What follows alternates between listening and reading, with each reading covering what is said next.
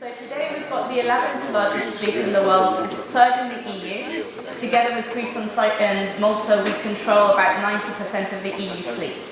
That's very important for a number of different reasons, not least because we are able to fight a lot of the battles of the shipping industry, both at EU level and at IMO level, and hopefully produce good results for the sustainability of the sector.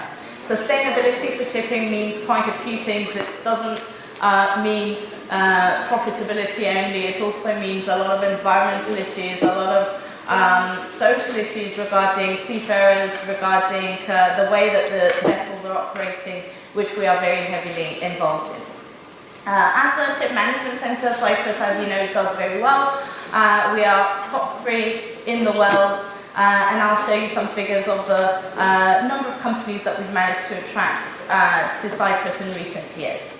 We estimate that our contribution to GDP is around 7%, although that is quite an estimate in the sense that because the cluster of shipping is quite enlarged and it encompasses a lot of activity that is not purely shipping, it's actually quite difficult to really establish the extent of it, and we believe that it certainly extends beyond the pure sort of 7% that is shown traditionally. So just to give you an idea of the difference between what the companies in Cyprus are doing and what the fleet is doing, we have about 24 million gross tonnage in under our fleet, so that's vessels under the Cyprus flag. However, we manage from Cyprus more than twice that amount, so we have about 20% of the world's fleet managed from Cyprus. And we hope that that number will grow in the years to come. So here you can see the Cyprus Register of Ships in numbers. You can see that it has grown steadily over the last years. It hasn't been affected by the financial crisis, and we hope that this steady growth will not only continue, but that it will be reinforced. In reality, we do face a lot of obstacles in the growth of our fleet. Because of the Turkish embargo, a well-known issue, which is why when you have a look at the number of companies that have been established in Cyprus and are operating in Cyprus, there is a much bigger growth. So you can see that since the Deputy Ministry was established, we've had a large number of companies moving into Cyprus, not moving into Cyprus, but actually electing the Cyprus tonnage tax system as their system of taxation. So this means that not only have they formed in Cyprus, they've also elected to be taxed under our own system, which is of course managed by the Deputy Ministry.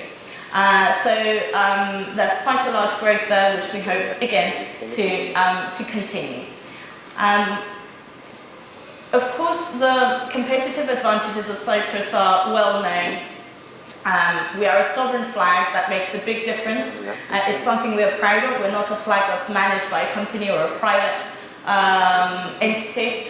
And we certainly place a lot of focus on the quality of our offering, which we aim to improve continuously. So what's different about Cyprus shipping compared to other clusters is the fact that we have a real full-blown cluster with a lot of actual physical presence and activity in Cyprus. So you can see there are a few of the things that I've put down as activities which are going on. We were discussing, or you were discussing Brexit earlier. There is a benefit of Brexit certainly in shipping in attracting more ancillary activities like shipping insurance and brokerage to Cyprus. But beyond that, there are a number of different factors which are actually helping us. One is that we've managed to maintain costs at a very, very competitive level, and that covers the very specialized personnel which is available in Cyprus, which is highly qualified, multilingual, and of course available at much more competitive salaries and tax facts and figures compared to places like Singapore and Hong Kong, which are amongst our main competitors. So Our tonnage tax system, which I mentioned earlier, very competitive because it covers a very large range of activities compared to other tonnage tax systems. We were the first ever to get approved by the EU, and we are now negotiating the prolongation of our system. Again, this is something very important for us, which will preserve, of course, the sustainability of the Cyprus cluster. So I mentioned earlier excellence of service. We do have a 24/7 service, which is very important to ship owners in knowing that we are there to respond to the emergency situations which always occur. Our costs are, of course, extremely competitive, especially on a long-term basis and in terms of specialized services that we offer with a customer-oriented approach, which makes a big difference. We have offices abroad where we provide technical input as well. And I mentioned earlier, we do a lot of work with the EU and the IMO to actually ensure that shipping on a global basis remains competitive. So what have we been doing since our inception? We have a very comprehensive strategy, which we hope will cover a lot of different elements. We've completed our rebranding, so you can see our new logo and image, which I hope is appealing to potential new clients. We've completed our restructuring, which we think is a very, very sound basis of how a Deputy Ministry of Shipping should work. We've looked at all the best practices and ways in which some of the biggest similar organisations like US Coast Guard work, and we've basically implemented a lot of what we think are the best practices.